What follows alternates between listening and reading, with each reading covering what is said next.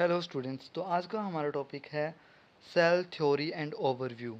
Cell theory and overview. Anton von Leeuwenhoek ने सबसे पहले लिविंग सेल की खोज की और उसका वर्णन किया, जबकि रॉबर्ट ब्राउन ने न्यूक्लियस की खोज की। मैथियस स्लाइडेन, जो एक बॉटनिस्ट थे, उन्होंने कहा कि सभी पौधे कोशिकाओं से बने होते हैं। थियोडोर स्वान, जो एक जूलॉजिस्ट थे, उन्होंने देखा कि जंतु कोशिकाओं के बाहर एक पतली परत होती है जिसे प्लाज्मा मेम्ब्रेन कहते हैं। स्वान ने ही यह स्पष्ट किया कि सेल वॉल का होना पौधों का एक अनूठा लक्षण है, यानी कि प्लांट्स के अंदर ही सेल वॉल पाई जाती है, एनिमल्स के अंदर नहीं पाई जाती। रूडोल्फ विर्चो ने 1855 में बताया ओमनी सेलुला ई सेलुला, यानी कि नई कोशिकाओं का निर्माण पहले से मौजूद कोशिकाओं के विभाजन से होता है। ये मोस्ट इंपॉर्टेंट टॉपिक्स हैं जिनमें से क्वेश्चन आने की पूरी संभावना है, तो आप इन्हें थोड़ा ध्यान से देखिए। फिर बात करते हैं हम कोशिकाओं के आकार पर। माइकोप्लाज्मा, सबसे छोटी कोशिका 0.3 माइक्रोमीटर। फिर बैक्टीरिया 3 से 5 माइक्रोमीटर तक। आरबीसी, इनका व्यास 7 माइक्रोमीटर तक होता है। फिर इसके बाद ऑस्ट्रिच एग, इनकी कोशिका सबसे बड़ी एकल कोशिका होती है। फिर प्रोकैरियोटिक सेल। प्रोकैरियोटिक सेल में इंक्लोजन बॉडीज पाई जाती है, जो फॉस्फेट कणिकाएं, साइनोफाइसिन कणिकाओं और ग्लाइकोजन कणिकाओं का बना होता है। ये साइटोप्लाज्म में बिखरे रहते हैं। बैक्टीरिया में मुख्य जीनोमिक डीएनए के अलावा वृत्ताकार डीएनए भी होता है, यानी कि सर्कुलर डीएनए भी होता है, जिसे प्लाज्मिड कहते हैं। ये मोस्ट इंपॉर्टेंट है। ये बैक्टीरिया को एंटीबायोटिक रेजिस्टेंस प्रदान करता है। प्रोकैरियोटिक कोशिका आवरण में 3 परतें होती हैं। सबसे बाहरी ग्लाइकोकैलिक्स, बीच में सेल वॉल और उसके अंदर प्लाज्मा मेम्ब्रेन। ग्लाइकोकैलिक्स अगर ढीली परत हो तो उसे अपंक परत यानी कि स्लाइम लेयर कहते हैं, और अगर ये मोटी हो तो इसे कैप्सूल कहते हैं। मीजोसोम एक विशेष झिल्लीदार संरचना होती है जो प्लाज्मा झिल्ली के फैलाव, वेसिकल, ट्यूब्यूल, लेमिला से बनती है। यह कोशिका की भित्ति के निर्माण, डीएनए रेप्लिकेशन और रेस्पिरेशन में मदद करती है।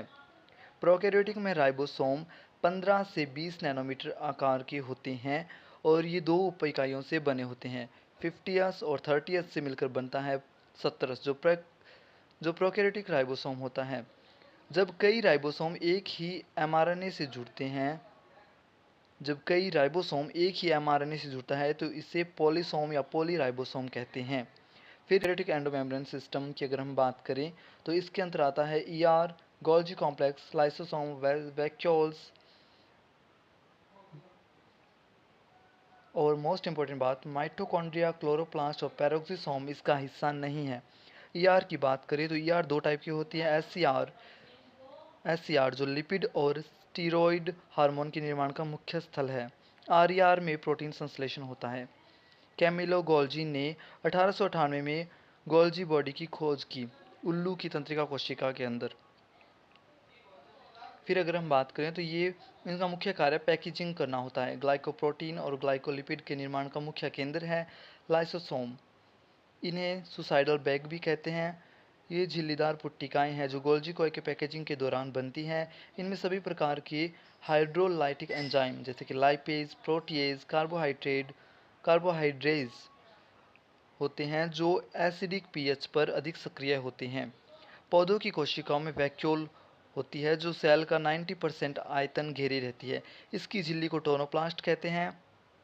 फिर माइटोकॉन्ड्रिया एंड प्लास्टिड। माइटोकॉन्ड्रिया, जब तक इन्हें विशेष रंजक यानी कि जेनस ग्रीन से अभिरंजित न किया जाए तो ये सूक्ष्म दृष्टि से आसानी से नहीं देखा जा सकता। इनके अंदर जो फोल्ड्स होते हैं उन्हें क्रिस्टी कहते हैं, जो इसकी सरफेस एरिया को बढ़ाती है।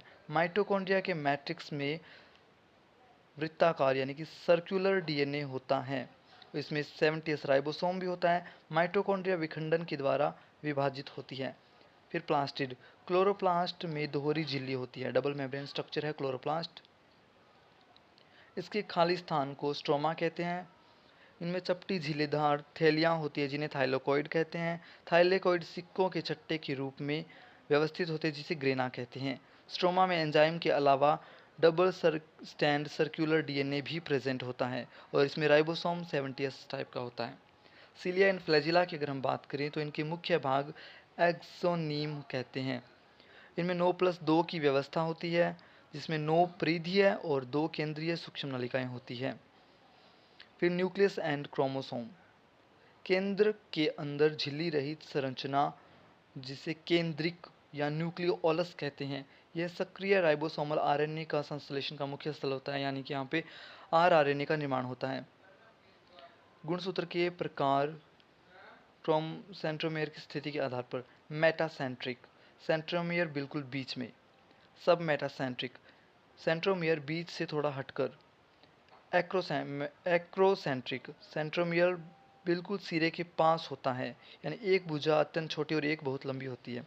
टीलोसेंट्रिक, सेंट्रोमियर बिल्कुल शीर्ष या अंत पर, यानी कि बिल्कुल किनारे पर प्रेजेंट होता है।